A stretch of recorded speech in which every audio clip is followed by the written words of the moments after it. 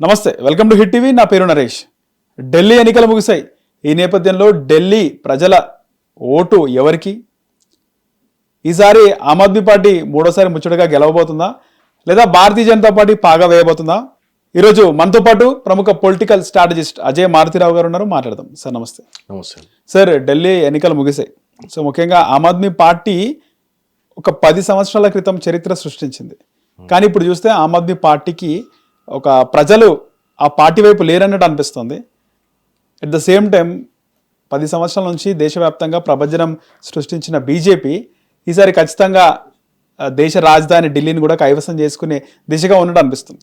మీరేమంటారు? ఆల్రెడీ ఢిల్లీకి సంబంధించి మీరు కీన్గా అబ్జర్వ్ చేశారు, ఢిల్లీ పర్యటించారు, ఏమంటారు? అంటే ఈసారి ఎన్నికల్లో బీజేపీ గెలిచే అవకాశాలు ఉన్నాయని చెప్పొచ్చు, కానీ ఖచ్చితంగా గెలుస్తుందని చెప్పడం అనేది until the results are declared అది కరెక్ట్ కాదు అనుకుంటున్నాను. ఎందుకంటే నా కీన్ అబ్జర్వేషన్లో నేను గమనించింది ఏంటంటే, ఇప్పటికీ కూడా ఆమ్ ఆద్మీ పార్టీకి ఎడ్జ్ ఉందండి. ఎందుకు ఎడ్జ్ ఉందంటే, లాస్ట్ టైం 2020 ఎలక్షన్స్లో 70 అసెంబ్లీ సీట్లలో 63 సీట్లు గెలుచుకుంది Aam Aadmi Party. Around 53+ vote share. Okay. బీజేపీకి 38% ఓట్ షేర్ వచ్చింది. బీజేపీకి 8 సీట్లు వచ్చినాయి. అంటే మీరు గమనిస్తే 63 సీట్లలో ఎంత వ్యతిరేకత ఉన్నా కూడా కంప్లీట్గా అంటే మ్యాజిక్ ఫిగర్ వచ్చేసేసి 36 సీట్స్. అంటే మరి 30-31 సీట్లు తగ్గుతాయి అనేటువంటిది ఇట్స్ $1 మిలియన్ క్వశ్చన్. ఎందుకంటే అరవింద్ కేజ్రీవాల్ ప్రవేశపెట్టినటువంటి ఫ్రీబీస్ సంక్షేమ పథకాలు ఢిల్లీలో ఉన్నటువంటి lower class and lower middle class and middle class ఈ 3 సెక్షన్లలో బాగా అద్భుతంగా వెళ్ళాయి. ఇప్పటికీ కూడా ఆ 3 సెక్షన్లలో majority, I think more than 70% voters still favouring Arvind Kejriwal. మీరు అక్కడ ఆటో వాళ్ళని అడగండి, జుగ్గి జోప్డీ అంటారు. అంటే ఇప్పుడు టిన్ షర్ట్స్ వేసుకొని ఉంటారు కదా, టార్పలిన్ కవర్ కట్టుకొని ఉంటారు, పక్కా ఇండ్లు లేని వాళ్ళు కానివ్వండి, స్లమ్స్ లో ఉండే వాళ్ళు కానివ్వండి.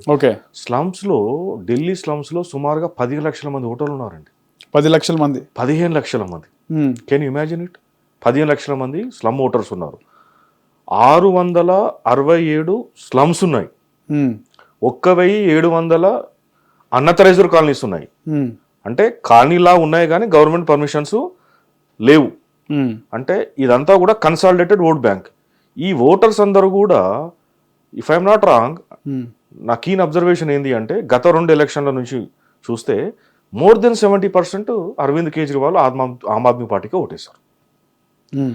సో బీజేపీ సక్సెస్ఫుల్గా ఏంటంటే, Aam Aadmi Party vote share only lower middle class సెక్షన్లో కాదండి, మిడిల్ క్లాస్లో వచ్చింది ఓట్లు, అప్పర్ క్లాస్లో వచ్చింది, ఐటీ పీపుల్ వేశారు. ఢిల్లీ సిటిజన్స్ ఏ సెక్షన్ కానివ్వండి, upper middle class, higher income group, lower middle class, lower class అందరూ ఓట్లు వేశారు. కాకపోతే ఇక్కడ జరిగినటువంటి మార్పు ఈసారి ఏమైంది అంటే, ఈ లిక్కర్ స్కామ్లో అరవింద్ కేజ్రీవాల్ కూడా దాంట్లో ఉన్నాడని చెప్పేసి ప్రధానంగా నిందితులుగా ఆరోపణలు ఎదుర్కొని జైలు పాలయ్యాడు. కాబట్టి higher middle class section Kejriwal ఏదో అవినీతి ఆరోపణలో ఉన్నాడు, ఖచ్చితంగా లిక్కర్ స్కామ్ లోపల ఆయన పాత్ర ఉందని చెప్పి నమ్ముతున్నారు మెజార్టీ. ఈ హయ్యర్ మిడిల్ క్లాస్ సెక్షన్లో ఉన్నటువంటి ఓట్లు మాత్రం తగ్గుతాయి. బట్ స్టిల్ ఆయనకు ఉన్నటువంటి బలమైనటువంటి సెక్షన్ ఏంటి అంటే, lower class, lower middle class and middle class. ఈ 3 సెక్షన్లో చాలా బలంగా ఉన్నాడు. తర్వాత ఢిల్లీలో వచ్చేసేసి సుమారుగా 10 ఎస్సీ సెగ్మెంట్స్ ఉన్నాయి. ఓకే. తర్వాత అదే రీతిలో ఒక 10 నుంచి 12 వరకు ముస్లిం డామినెన్స్ ఉన్నటువంటి కాన్స్టిట్యున్సీస్ ఉన్నాయి. అంటే మనకి చూస్తే షీలంపూర్ అని, చాందినీ చౌక్ అని, ముస్తఫాబాద్ అని, ఇట్లా అనమాట. అందులో ఒక 18 to 20% ముస్లిం ఓటర్స్ ఉన్నారు. అయితే ఈసారి వ్యూహాత్మక కాంగ్రెస్ లాస్ట్ టైం పోటీ చేసినా కూడా తెర వెనుక ఆమ్ ఆద్మీ పార్టీకి మద్దతు ఇచ్చింది. లాస్ట్ 2 ఎలక్షన్స్లో అదే జరిగింది. కానీ ఈసారి ఆమ్ ఆద్మీ పార్టీ ఈసారి కాంగ్రెస్ పార్టీ ఎంత రీతిలో అయితే బీజేపీ పార్టీ టార్గెట్ చేస్తూ ఉందో ఆమ్ ఆద్మీ పార్టీని, అంతకంటే ఇంకా ఒక అడుగు ముందుకేసి మరి అవినీతి అంటే అరవింద్ కేజ్రీవాల్ లాంటి అవినీతి పడు ప్రపంచంలో లేడని, అవినీతి దేశాన్ని ఉద్ధరిస్తాను, అవినీతిని రూపుమాపుతానని చెప్పేసి కేజ్రీవాల్ గారు మొత్తం అవినీతిలోనే ఇరుక్కుపోయాడని చెప్పేసి బీజేపీ కంటే ఎక్కువ ప్రచారం చేస్తూ ఉన్నారు. సో లాస్ట్ టైం 4% ఓట్లు వచ్చినాయి కాంగ్రెస్ పార్టీకి. వాళ్ళు అనుకున్నట్టుగా కరెక్ట్గా వాళ్ళు స్ట్రాటజీ చేయగలిగితే ఐ థింక్ అంత అద్భుతంగా చేయలేరు అన్నాడు. ప్రచారం జరిగింది కానీ పోల్ మేనేజ్మెంట్ సరిగా చేయలేదు. సో ముస్లిం ఓటర్స్, ఎస్సీ ఓటర్లలో స్వతహాగా ఈ మధ్యలో బీజేపీ అంటే రాజ్యాంగం మారుస్తారనేటువంటి ఒక అపోహ ఎప్పుడైతే మొదలైందో, కాంగ్రెస్ సక్సెస్ఫుల్గా మొన్న పార్లమెంట్ ఎలక్షన్లో సక్సెస్ఫుల్గా క్యాంపెయిన్ నడపడం వల్ల డెఫినెట్లీ ఎస్సీ ఓటర్లలో ఒక భయాందోళన మాత్రం ఉన్నాయి. ఓకే, ముస్లింలు ఎట్లా కూడా ఎప్పుడైనా కూడా బీజేపీకి వ్యతిరేకంగానే ఉంటారు. అయితే కాంగ్రెస్కి ముస్లిం ఓటర్లు కాంగ్రెస్కి వేస్తారా? కాంగ్రెస్కి వేస్తే కాంగ్రెస్ గెలిచే పరిస్థితుల్లో లేదు కాబట్టి ఖచ్చితంగా ముస్లిం ఓటర్లు మొన్న పార్లమెంట్ ఎలక్షన్లో ఎట్లా అయితే కాంగ్రెస్కి ఓటేశారో ఈసారి ఖచ్చితంగా ఆమ్ ఆద్మీ పార్టీకి ఓటేస్తారు. ఓకే, ఎందుకంటే కాంగ్రెస్ ఓటేసిన లాభం లేదు. 4% ఉన్న ఓట్ షేర్ మేబీ 6% అవుతుంది, 7%, 8% అవుతుంది. కానీ గెలిచే అంటే ఈసారి ఒకవేళ కాంగ్రెస్ ఒక్క సీటు గెలుచుకుంటే అద్భుతమే నా దృష్టి. అంతే, లాస్ట్ టైం 0 సీట్, అంతకుముందు 2015 ఎలక్షన్లో 0 సీట్. కాబట్టి ఖచ్చితంగా ముస్లిం ఓటర్లు కూడా అంతవరకు కాంగ్రెస్కి అంటే కాంగ్రెస్ కూడా మంచి రిజల్ట్ వస్తున్నాయి కదా సార్. ఢిల్లీలో 3 times వరుసగా ముఖ్యమంత్రి ఉన్నారు షీలా దీక్షిత్. అవును, అంటే ఢిల్లీ ఎలక్షన్ ఎట్లయిపోయిందంటండి, వాస్తవంగా చెప్పాలంటే 1999లోనే 2000లోనే లాస్ట్ బీజేపీ ఏరా. షీలా దీక్షిత్ సుష్మా స్వరాజ్ గారు ముఖ్యమంత్రి ఉండే, దానికంటే ముందు సాయి సింగ్ వర్మను ముఖ్యమంత్రి. 2019 సార్? 2000లో. ఓకే, 2000 ఆ టైం లోపల. అంతకుముందు ముఖ్యమంత్రి వరుసలో మదన్ లాల్ ఖురానా సీనియర్ లీడర్, దాని తర్వాత సాయి సింగ్ వర్మన్ ఉన్నారు, తర్వాత మన వీరు ఎవరు మన సుష్మా స్వరాజ్ గారు ద లీడ్, తను చనిపోయారు. కానీ తాను మీరు చాలా ఒక విచిత్రమైన విషయం, వాళ్ళు ఓడిపోవడానికి ప్రధాన కారణం ఏంటో తెలుసా? కరప్షన్ ఛార్జెస్ కాదు, డెవలప్మెంట్ చేయలేదని కాదు. అప్పుడు ఉల్లిపాయ ధర 100 రూపాయలు అయింది కిలో. ఓకే, కేవలం ఆ ఉల్లిపాయ ఇష్యూ మీదనే కాంగ్రెస్ గవర్నమెంట్ వచ్చింది అప్పుడు. ఓహో, ఢిల్లీలో వీధుల్లో ఉల్లిపాయలు తీసుకొని పోవాలా, ఈ గవర్నమెంట్ లో ఉల్లిపాయ ధర 80 నుంచి 100 రూపాయలు అయ్యాయి. ఎవరు? సుష్మా స్వరాజ్ ప్రభుత్వంలో. షీలా దీక్షిత్ కాంగ్రెస్ అప్పుడున్న గవర్నమెంట్ అంతా లేడీ వర్సెస్ లేడీ. అప్పుడు వాజ్పేయి గారు సెంట్రల్ లో ప్రైమ్ మినిస్టర్ ఉండే. ఓకే, సో అట్లా సక్సెస్ఫుల్ గా తీసుకోపోవడం వల్ల ఆ ఉల్లిపాయ అనేటువంటి ఇష్యూ వల్లనే బీజేపీ ఓడిపోయింది గవర్నమెంట్. 2000లో ఏదైతే గవర్నమెంట్ ఓడిపోయిందో మళ్ళీ ఇంతవరకు గవర్నమెంట్ రాలేదు ఇంకా. అదొక ఏరా. ఢిల్లీ వాళ్ళు ఏంటంటే ఒక కొత్త పాలిటిక్స్, ఇండియా అగెన్స్ట్ కరప్షన్ అనేటువంటి ఏదైతే movement, Anna Hazare movement start అయిందో దానికి వేదిక రామ్లీలా మైదాన్ ఢిల్లీ, రైట్? ఆ మూవ్మెంట్లో నుంచి అరవింద్ కేజ్రీవాల్ గారు, సో ఆ మూవ్మెంట్లో కిరణ్ బేడి గారు former IPS officer, so Yogendra Yadav అని ప్రముఖ అనలిస్ట్, చాలా మంది అలా చెప్పుకుంటూ పోతే 10ల సంఖ్య లోపల మీడియా నుంచి కూడా చాలా మంది, అతీష్ అని, తర్వాత అశుతోష్ అని, చాలా మంది, షాజియా ఇల్మీ అని. అప్పుడే కేజ్రీవాల్ కూడా బయటకు వచ్చిండు. ప్రధానంగా కేజ్రీవాల్, అన్నా హజారే వీళ్ళందరూ కూడా ఆ మూమెంట్తో ఐడెంటిఫై అయిన వాళ్ళు వీళ్ళంతా. తర్వాత ఏంది అంటే ఈ మూమెంట్ ఎక్కడ బీజేపీకి ఫేవర్ అయ్యి బీజేపీకి మనము వాళ్ళకి పరోక్షంగా సహకారం అవుతుందన్న ఉద్దేశంతో మనం పొలిటికల్ పార్టీగా మార్చాలని చెప్పేసి తను అన్నా హజారేకి చెప్పడం, అన్నా హజారే దానికి ససమీర్ ఒప్పుకోకపోవడం. ఓకే, దాని తర్వాత తను ఆమ్ ఆద్మీ పార్టీని పొలిటికల్ పార్టీగా రిజిస్టర్ చేసి ఇండియా అగెన్స్ట్ కరప్షన్ ఆ ఇమేజ్ ఉంది కాబట్టి అప్పుడు ఆ ఎలక్షన్లలో 2013 ఎలక్షన్లలో తను 21 సీట్లు గెలిచాడు. ఓకే, కాంగ్రెస్ సుమారుగా 16 నుంచి 18 సబ్జెక్ట్ టు కరెక్షన్. అయితే కాంగ్రెస్ ఏం చేసింది అంటే అరవింద్ కేజ్రీవాల్ని ఒక స్ట్రాటజికల్గా ఇరికిద్దామని, ఫిక్స్ చేద్దామని, అరవింద్ కేజ్రీవాల్ ముఖ్యమంత్రి అవుతానంటే మేము బయట నుంచి సపోర్ట్ ఇస్తామని చెప్పి అది చేశారు. ఎందుకంటే అరవింద్ కేజ్రీవాల్ ఏం చెప్పున్నాడు అప్పుడు ఎలక్షన్ మేనిఫెస్టోలో అంటే ఫ్రీ కరెంటు, ఫ్రీ వాటరు ఇవన్నీ చెప్పున్నాడు. చూద్దాం ఎట్లా చేస్తాడు, ఫెయిల్ చేద్దామనే ఉద్దేశంతోనే పెట్టారు.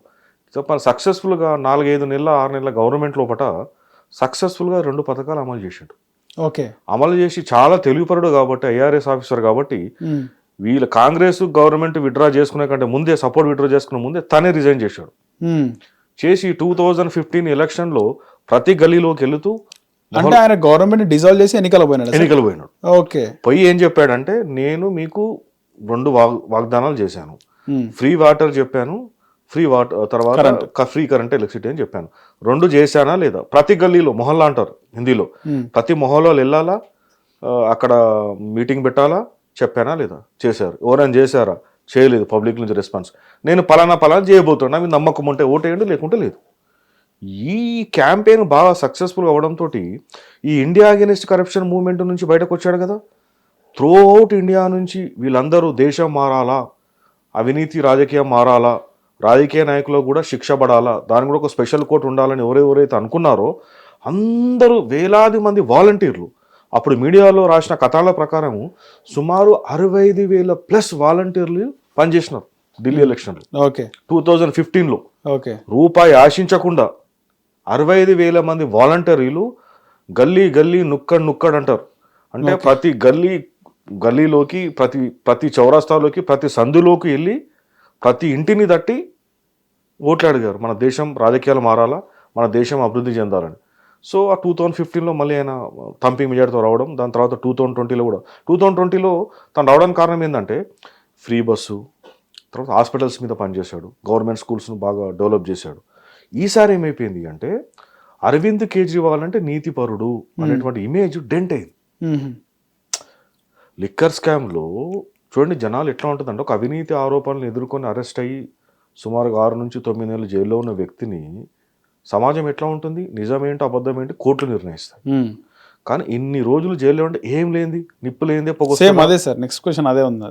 చెప్పు ఏం లేనిది ఆ మచ్చబడదు కదా సార్, ఏం లేనిది అంటే మనం ఎందుకంటే మనకి జరిగిందనేది మనకు తెలియదు, అంటే స్పెక్యులేషన్ ఇది. ఓకే ఈరోజు రాజకీయ కక్షలు కూడా చాలా ఉన్నాయి, సో మనం జరిగిందని చెప్పలేము. కానీ ప్రజలు అవినీతి జరిగింది, లిక్కర్ స్కామ్ లో ఆయన ఉన్నాడు కేజ్రీవాల్ అని చెప్పేసి, అంటే ఒక ఆమ్ ఆద్మీ పార్టీ అవినీతి రహిత సమాజాన్ని సృష్టిస్తా అని చెప్పి వచ్చి ఆయన కూడా అవినీతికి పాల్పడ్డాడు అనేది ప్రజల్లో ఉండిపోయింది. రైట్, వాస్తవం. కానీ ఈ ఎలక్షన్లలో అంత గణనీయంగా ప్రభావితం చేసిందని నేను అనుకోవట్లేదు. ఓకే ఎంత డ్యామేజ్ చేయాలనో కొంత డ్యామేజ్ చేసింది. ఎంత డ్యామేజ్ చేసింది అనేటువంటిది ఎలక్షన్ రిజల్ట్ తర్వాతనే మనకు అర్థమవుతుంది. ఓకే సో అంటే టోటల్గా టు రూట్ హిమ్ అవుట్ అంటే వాని మొత్తానికే తన అధికార పీఠం నుంచి తొలగించేటంత రేంజ్లో ఉందా అనేది అంతలా ఉందని నేను అనుకోవట్లేదు. నా వ్యక్తిగత విశ్లేషణ. ఆరోపణ ఉంది, జనాల లోపల నమ్ముతున్నారా అంటే yes, certain section of people ఖచ్చితంగా నమ్ముతున్నారు. So it's 50-50 kind of situation. ఎందుకంటే నేను ఇప్పటికీ చెప్తున్నాను కదా, బలమైన ఓటు బ్యాంకు ఏదైతే నేను చెప్పినటువంటి సెక్షన్ 30% సెక్షన్, ఢిల్లీ మొత్తం 1,56,00,000 పైచులకు ఓటర్లు ఉన్నారు. ఓకే సుమారుగా 30 నుంచి 40 లక్షల మధ్యలో ఓటర్లు నేను చెప్పిన సెక్షన్లో లోయర్ క్లాస్, స్లమ్స్లో లోయర్ మిడిల్ క్లాస్ ఉన్నవాళ్ళు, వాళ్ళలో మోర్ దెన్ 70% ఓట్ అంటే చిన్న విషయం కాదు కదా.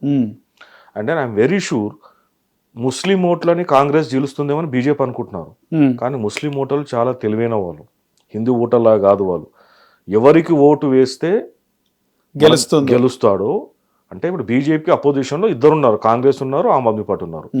కానీ ఇక్కడ ఆమ్ ఆద్మీ పార్టీ అధికారంలోకి వచ్చే ఛాన్స్ ఉంది కాబట్టి వాళ్ళ ఓటును కాంగ్రెస్కి వేసి బీజేపీ విజయానికి వాళ్ళు దోహదం చేయరు. వాళ్ళు డౌట్ లేదు కాబట్టి ఖచ్చితంగా ఓటు చీలనివ్వరు 100% జిల్లారు. అక్కడ నుంచి ఎంఐఎం కూడా మన అసదుద్దీన్ ఓవైసీ కూడా వెళ్ళి కూడా ఒక 2-3 క్యాండిడేట్లను కూడా ఫీడ్ చేసి ప్రచారం చేస్తున్నారు.